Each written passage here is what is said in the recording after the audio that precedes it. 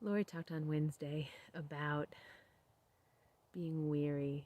She talked specifically about having an empty Coke can, being an empty Coke can, really. And I really related to that. I really resonated there. And as you can see, I found exactly what she said, a new way to get filled up. And so came out to the wilderness just to have a little space to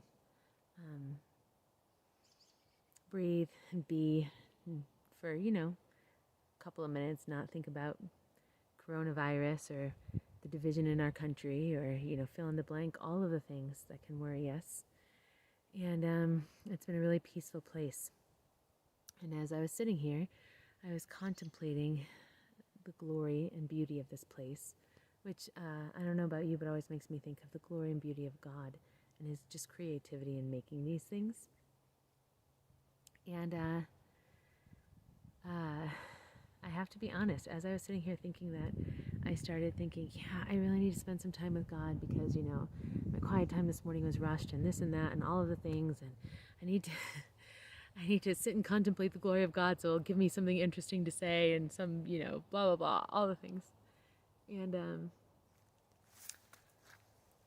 I just paused and sat here looking at this glory, at this beauty, and just realized I didn't want to think about the beauty of God for any reason other than he's beautiful. And it reminded me of Psalm 27.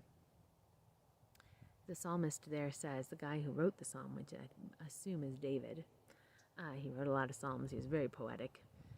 He wrote many things in Psalm 27. I love it. If you haven't read it, go read it. Got tons of great wisdom.